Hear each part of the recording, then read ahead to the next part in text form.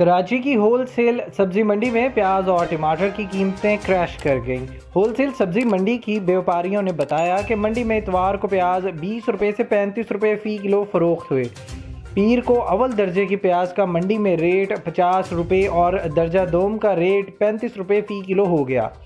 انہوں نے بتایا کہ ایران اور افغانستان سے پیاز اور ٹماٹر کی بڑے پیمانے پر درآمد سے قیمتیں کم ہوئی ہیں۔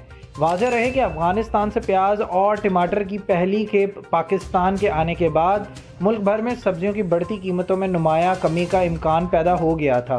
افغانستان سے پیاز اور ٹماٹر کی پہلی کھیپ جمعہ 2 ستمبر کو پاکستان پہنچی تھی۔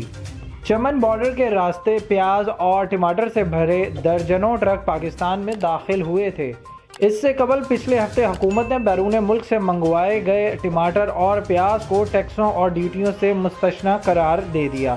حالیہ بارشوں کے باعث ملک میں زراعت کا شعبہ بری طرح متاثر ہوا اور آلو، پیاز اور ٹماٹر کی فصلیں مکمل طور پر تباہ ہو گئیں، جس کی وجہ سے ٹماٹر کی قیمت 500 روپے جبکہ پیاز 300 روپے فی کلو تک جا پہنچی تھی۔